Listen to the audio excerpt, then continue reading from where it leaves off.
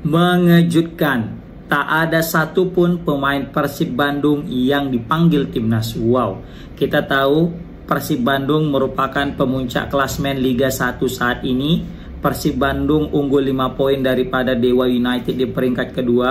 Persib Bandung merupakan juara bertahan Liga 1 dan Persib Bandung sedang berada di jalur untuk mempertahankan gelarnya back to back. Tetapi yang mengejutkan adalah tidak ada satupun perwakilan daripada pemain Persib Bandung ini yang akan berlaga di timnas Indonesia, guys, dalam lanjutan kualifikasi Piala Dunia round 3. Ya, memang kalau misalnya kita telaah ya, kenapa kok nggak bisa dipanggil. Jadi fans Persib ya, Boboto dan Viking nggak usah kecewa sih menurut aku ya, masalah pemain kita dipanggil apa enggak gitu ya kan. Yang penting kita kan juara gitulah maksudnya kalau untuk jadi supporter Persib ini. Jadi memang banyak sekali komentar netizen yang julid ya. Memang komentar netizen ada aja celahnya gitu ya kan. Katanya pemuncak klasmen, tapi nggak ada nih pemainnya yang Garuda calling gitu ya kan. Aduh, memang kalau komentar netizen ini buat panas saja kita kalau misalnya kita nggak sabar-sabar gitu ya kan. Tapi tetap apapun ceritanya ya, mau siapapun yang dipanggil ke timnas ya kita dukung timnasnya. Kalaupun memang nanti belum ada pemain kita dari klub kita ya, pemain dari klub kita belum bisa dipanggil ke timnas, ya udah nggak masalah. Ada plus minusnya gitu, ada keuntungan dan kekurangannya. Keuntungannya ya kan apa? Ya satu, pemain kita nggak cedera. Ya kan, sebenarnya kalau kita main ya, ada pemain kita diutus ke timnas, itu kita rada-rada cenut juga gitu, takut juga kita ya kan, agak kembut. Sempat nanti kena tackle pemain Australia, kena sikut, kena tackle, patah kakinya, ataupun misalnya cedera ankle-nya, ataupun kepleko, ataupun mungkin ya banyak lah macam pun bisa terjadi. Tapi nauzubillah min dzalik ya, ke pemain timnas kita jangan. Ya, tapi kita kan nggak ada yang tahu cedera atau maksudnya masa buruk, kita ada yang tahu kan, naasnya gitu kan. Nah terakhir kita malah pemain kita cedera, terakhir nggak bisa main di klub, terakhir mempengaruhi klub, performa daripada klub yang harusnya bisa back to back juara tapi nggak bisa. Apalagi pemain Persib sekarang lagi kena badai cedera. Dimas Derajat, Rahmat Irianto, Denny Kusnandar, baru juga siapa lagi siapa Febri Haryadi, kan banyak pemain Persib yang cedera. Tiba-tiba nanti misalnya Beckham masuk Adam Alis, kan masuk lagi Edo dipanggil ke timnas nih, C-nya 3 ini lah kan, Maklok 4 nih misalnya, cedera gitu ya kan, 3 lah, nggak usah 4-4 2 aja cedera gitu misalnya Maklok sama Adam Alis. Apa nggak selesai itu Persib Bandung? Ya kan? Siapa mau dibuat di lini tengahnya? Masa mengandalkan Robi Darus saja? Wassalam lah, ya kan? Nah makanya sebenarnya nggak usah bersedih nih fans Persib, Boboto dan Viking kalau misalnya nggak ada perwakilan daripada Persib untuk berlaga di kualifikasi round 3 bersama dengan timnas. Tetap stay calm gitu ya kan, stay focus kepada back to back kan gitu. Jadi nggak usah lah terlalu berkecil hati sampai bersedih ya kan. Yang penting tetap pucuk kan gitu. Oke. Nah tapi di sini kita juga mesti realistis. Kenapa pemain Persib itu nggak dipanggil? Kita juga realistis. Kita mesti juga sadar diri. Kenapa? Karena memang kebetulan ini berkaca aku fans PSMS ya. Jadi aku bukan fans Persib, bukan fans yang lain ya. Klub yang lain, atau mungkin ada klub yang mungkin gak suka dengan Persib, bukan. Di sini aku mau bilang bahwasanya ya memang secara kualitas pemain Persib ya, khususnya yang lokalnya ya, itu jago guys. Siapa yang gak bilang gak jago Edo coba? Kalau Edo ngumpan, akurasinya cakep, kan? Kaki kiri cakep, kaki kanannya cakep. Bahkan lihat nggak waktu lawan Indonesia lawan Vietnam, main di kandang Vietnam, gol ketiga itu peran Edo di situ. Menandakan bahwasanya Edo qualified sebenarnya kan. Nah tapi kita tahu PSSI lagi ada program masif nih, yaitu menaturalisasi pemain diaspora, dan kebetulan banyak posisi dari back kiri ya kan. Coba kita lihat Nathan Chowaon, Sen Patinama, Baru juga nanti di situ ada Kelvin Verdong, baru yang terbaru Dean James, itu posisinya back kiri semua. Bahkan yang main di Bangkok siapa? Menantunya anggota DPR istri Jija. Pratama Arhan. Ya mungkin kalau Pratama Arhan dengan Edo sebenarnya 11-12 guys. 11-12 gak jauh-jauh beda sebenarnya kualitasnya. Tapi mungkin Pratama Arhan punya senjata cadangan.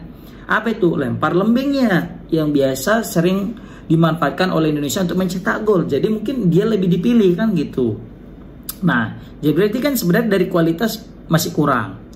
Kalau dari secara personal untuk Liga 1 jago pemain Persib itu. Tapi kalau untuk berkancah di internasional masih butuh usaha lagi. Nah, makanya Edo tidak dipanggil. Baru kita masuk ke tengah. Di situ ada Adam Alis. Adam Alis pun kalau menurut pribadi bisa jadi dia bisa masuk timnas gitu, karena memang etos kerjanya bersama dengan Persib Bandung di Liga 1 nggak usah ditanya lagi, nggak ada obat kok ini, nggak ada capek-capeknya, maju mundur, kan. Pemain paling kerja keras tuh salah satunya itu Adam Alis menurut aku dia Persib Bandung, tapi nggak dipanggil ya wajar juga karena pesaing Adam Alis di lini tengah itu bukan kaleng-kaleng. Cobalah nanti di situ ada Marcelino, baru ada Tom Hai, ada Ivar Yener, ada Joy Pelupesi. Sulit lah untuk Adam Alis bersaing kan. Tapi kalau untuk taraf Liga 1, Adam Alis nggak ada obat guys, serius. Tapi kalau misalnya kemarin itu full pemainnya lokal, astagfirullah nanti dikena marah lagi. Dibilang, bang nggak ada lagi pemain lokal. Nggak, maksudnya nggak ada pemain diaspora. Aku yakin Adam Alis bisa masuk. Begitu juga dengan Edo gitu kan. Oke, baru juga ada Maklok. Maklok sebenarnya pun masih bisa nih untuk dipakai sebenarnya, apalagi pelatihnya dari Belanda, asistennya dari Belanda. Jadi kan lebih enak kalau misalnya memang punya visi yang sama-sama dari Belanda dan juga pakai bahasa Belanda. Bahasa Inggrisnya juga keren. Ya walaupun sebenarnya pemain Indonesia kita yang lokal juga udah jago bahasa Inggrisnya. Contoh kayak Egy Maulana Fikri. Sedap kalau dia udah ngomong bahasa Inggris, serius. Enak kita denger gitu ya kan. Jadi baru juga Beckham di sayap kanan. Di sayap kanan juga banyak kita rame di sayap kan. Ada Ragnar Orat Mangun, ada Ole Romeni, ya kan. Baru ada Rafael Strike. Baru juga Eleanor Renders juga bisa dipakai di situ. Jadi Egy juga kadang bisa, Egy Maulana Fikri. Jadi kan sangat banyak menumpuk di situ. Makanya kayaknya Beckham kalah saing dengan pemain-pemain tersebut guys. Jadi kalau misalnya kita bilang nggak berkualitas berarti pemain Persib, enggak berkualitas, serius berkualitas sekali. Kan, tapi memang kalah saing dengan pemain-pemain diaspora seperti itu guys. Jadi jangan berkecil hati lah pemain supporter Persib Boboto dan Viking. Nah di sini juga mereka kan kebetulan Persib ini jagonya itu banyak yang pemain berkualitasnya juga pemain asingnya. Kalau dibandingkan pemain asing Persib dengan pemain asing yang klub-klub yang lain kalah jauh lah. Coba Tyrone Del Pino. Kurang gacor apa Tyrone, cobalah dengan gol dan asisnya. Ciro nggak usah ditanya lagi, musim lalu gila nggak ada obat. David Da Silva nggak usah ditanya. Makanya kalau aku bilang pemain Persib itu pemain asingnya itu nggak ada obat. Pemain paling berkualitas pemain asingnya itu Persib, serius. Baru back, siapa yang meragukan duet Gustavo Pranka sama Nick Kipers? Nggak ada, memang jago. Baru kipernya di belakang, salah satu kiper terbaik Kevin Mendoza from Filipina, kan gitu ya kan. Makanya bisa aku bilang Persib ini juga memang ketolong dengan pemain-pemain ininya, pemain-pemain asingnya. Maka wajar mereka sekarang berada di puncak klasmen seperti itu guys. Ini kita bercoba untuk realistis ya, bercoba untuk mawas diri dan muhasabah diri lah. Kenapa kita nggak dipanggil? Karena memang kebetulan pemain lokal kita masih kalah saing dengan pemain diaspora dan juga kita ketolong dengan pemain asing kita guys, seperti itu. Tapi nggak masalah, ingat tetap satu, fokusnya adalah back to back gitu ya kan. Fokusnya itu tetap satu, mau dipanggil mau nggak dipanggil, kalau nggak juara klubnya kan juga nanti nggak enak juga gitu kan. Nah seperti itu. Jadi ini tetap Persib Bandung, khususnya untuk supporter, tetap santai aja di boncengan, gak usah ini kali ya kan. Seperti yang aku bilang, bisa terhindar daripada cedera, jadi fokus Persib Bandung bisa untuk meraih juara.